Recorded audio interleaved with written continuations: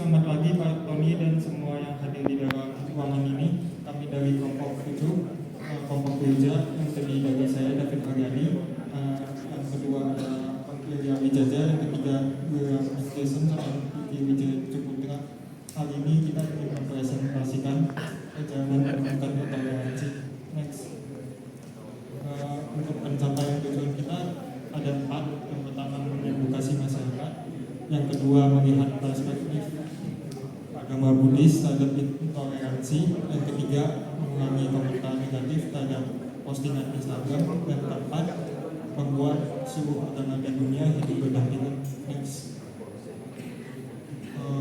Ini proses pelaksanaan kita untuk mencapai tujuan pencapaian.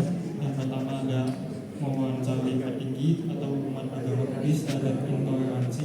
Yang kedua untuk mewawancari umat agama Buddhis. Next. Ini proses pertama kita, yaitu melakukan wawancara dengan Pandita Romo Arimin yang merupakan petinggi agama Buddhis di Wihara Ekayana Arama dan perwakilan Kementerian Agama. Next. Ini merupakan surat keterangan kita di Wihara Ekayana Arama. Next. Di sini ada 9 daftar pesanan untuk Pandita Romo Arimin. Dan di sini ada link video wawancara Romo. Next. Oke, selamat pagi teman-teman. Jadi sebelum saya mulai topik kita dan apa yang kita telah dapat dari wawancara dengan Romo, alasan saya mengambil topik dan kelompok kami mengambil topik intoleransi karena saya melihat bahwa di tren zaman sekarang ini banyak sekali sudah banyak agama yang menjalankan hubungan toleransi yang sangat bagus. Jadi kita memanfaatkan momentum ini untuk meningkatkan lagi sehingga mungkin bisa membuat masyarakat dan mungkin mahasiswa di kampus ingin lebih menaikkan rasa toleransinya. Seperti yang Anda lihat di layar sekarang, ini adalah daftar pertanyaan kita dan yang akan menuju pada konklusinya di setiap slide nanti. Bagaimana Wihara Ekayana mengatasi tantangan terkait intoleransi dan mempromosikan kerukunan antar agama lain? Dari perspektif Romo ini sendiri, diajarkan di agama Buddhis sendiri bahwa kita tidak boleh membalas api dengan api, melainkan membalas api dengan air. Maka dari itu statement pertama yang dia berikan adalah membalas dengan cinta kasih. Jika seseorang memberikan kebencian, maka kita tidak boleh memberikannya kebencian kembali. Karena hal itu akan memunculkan rasa benci yang lebih besar lagi. Jadi kita harus membuat suasana adem.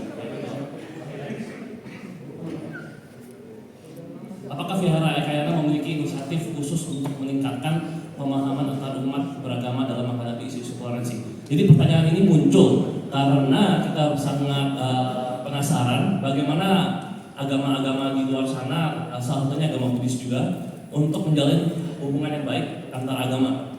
Dan ini salah satu jawabannya dengan mempraktikkan yang diajarkan oleh agama tersendiri, melatih diri sendiri dengan cinta kasih, mengerti bahwa setiap makhluk itu berbeda.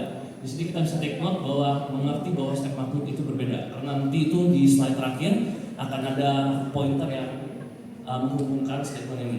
Jika kita tidak bisa mengalahkan diri sendiri, kita tidak mungkin bisa mengatasi masalah seperti intoleransi. Kita harus melatih diri sendiri. Itu adalah salah satu yang Romo. Dan seperti kita harus melatih diri dan mempertunjukkan sikap toleransi kita seperti jika ada hari raya agama lain, kita harus menunjukkan, tidak harus sih, teman bisa kita tunjukkan sikap toleransi kita dengan mengucapkan congratulations atau selamat kepada agama-agama lain di luar sana.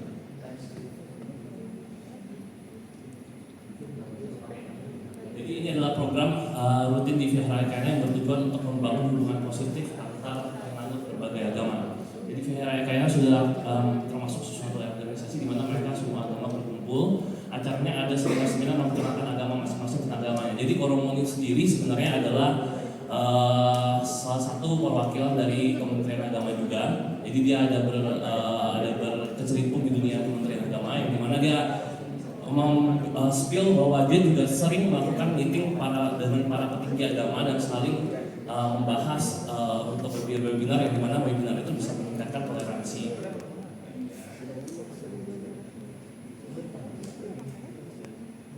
Jadi bagaimana Wihara Ekayana mendukung hak-hak keagamaan dan kebebasan berkeyakinan bagi semua orang di sekitarnya. Jadi Kayana tidak ada larangan orang yang beragama lain datang ke vihara ikut ibadah. Jadi ini ya tentang vihara Kayana. Jadi bisa disebut. Bagaimana tanggapan tentang maraknya kasus pembubaran ibadah di masyarakat? Jadi jika Anda mengetahui bahwa sering ada maraknya kasus pembubaran agama, contohnya yaitu agama Kristen, kemarin ada satu gereja yang dimana mereka saat beribadah pernah dibubarkan. Jadi ini kita bertanya pandangan Poromo terkait kasus seperti ini. Jadi kesimpulannya sebenarnya persekusi itu emang sebenarnya terjadi, cuma kita harus membahasnya tetap dengan kedamaian dan ketenangan dalam masyarakat.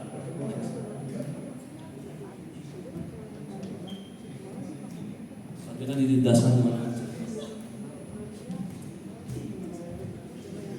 Lalu pertanyaan selanjutnya itu apakah upaya menghadapi aksi intoleransi terhadap agama Buddhis melalui internet?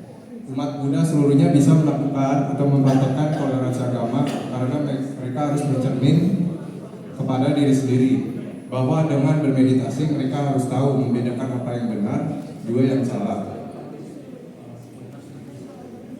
Lalu, apakah agama Buddha pernah menggunakan internet untuk menyebabkan ajaran Dharma untuk mengurangi toleransi? Jawaban Romonya itu banyak organisasi Buddhis yang telah memanfaatkan media sosial Instagram untuk membagikan ceramah, tulisan quotes, dan bagaimana cara melakukan praktek meditasi yang dapat mengurangi toleransi terhadap agama lain. Jadi yang tadi saya bilang yang ada pointer yang bukan adalah dimana saat kita tidak boleh terlalu kastakan atau kita harus mengerti bahwa setiap orang itu berbeda. Jadi ini ada satu cerita unik ya. Saya menanyakan Pak Romo tentang agama Buddha. Katanya itu agama Buddha itu bukanlah sebuah agama yang benar-benar seperti ada Tuhannya. Agama Buddha itu melainkan the way of life atau filosofi. Jadi dia mengajarkan bahwa kita tidak boleh terlalu melekat pada agama. Apapun yang terlalu melekat itu akan korup. Jadi kita akan terkorup oleh hal tersebut. Jadi ini statement yang sangat menarik menurut saya dari beliau. Dan kita tidak boleh terlalu fanatik. Ketika kita terlalu melekat, jadi kita harus terlalu fanatik. Jadi Poromo sendiri mengajarkan apapun termasuk agama, ketika kita terlalu melekat, itu akan membuat diri kita sendiri juga menjadi korup dan terlalu terhanyutkan dalam hal itu. Jadi kita harus belajar bisa menerima dan juga bisa melepaskan. Ya, jadi jangan terlalu menganggap agama itu terlalu benar. Jadi selanjutnya bisa dijelaskan teman-teman saya.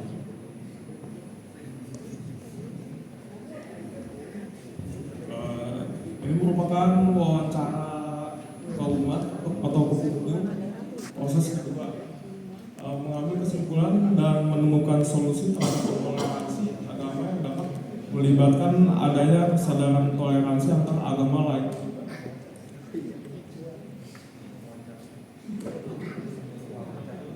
Iya. Daftar pertanyaan yang kita ajuin yang pertama ada seberapa sering Bapak, Ibu, atau Cici atau Kakak melihat postingan Instagram yang mengarah kepada penghinaan agama. Kedua, menurut Bapak Ibu, mengapa banyak postingan orang yang menghina agama lain? Ketiga, menurut Bapak Ibu, apa solusi terbaik agar postingan negatif tersebut bisa dikurangi? Next. Untuk jawaban pertama dari narasumber kita, Kak Airin, menurut dia penghinaan agama cukup banyak terdapat di Instagram yang biasanya terdapat hal-hal yang berbau sara. Kedua, menurut narasumber mereka iri terhadap agama lain sehingga melakukan intoleransi agama melewati postingan Instagram. Ketiga, menurut Kairin, cara menghindari melihat postingan yang berbau sara intoleransi dengan mengikuti akun-akun yang positif agar tidak merasa negatif.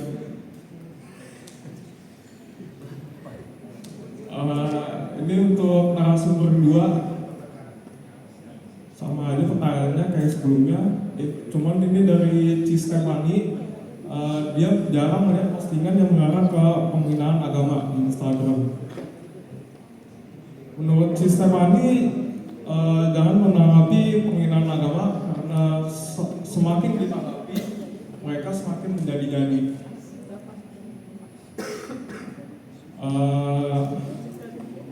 Ini solusi untuk agar mengurangi intoleransi dari Ci Stefani lebih ke diri sendiri dulu, memperbaiki diri sendiri, bagaimana kita bersikap dan menanggapi. Jika kita merasa sudah baik, kita tidak usah membalas daripada membuat hal negatif lagi. Ini dari narasumber ketiga, Kak Andri. Menurut dia intoleransi itu terjadi kebanyakan dari unsur politik, sara dan agama dibandingkan dengan yang lain. Sekian presentasi dari kita. Terima kasih.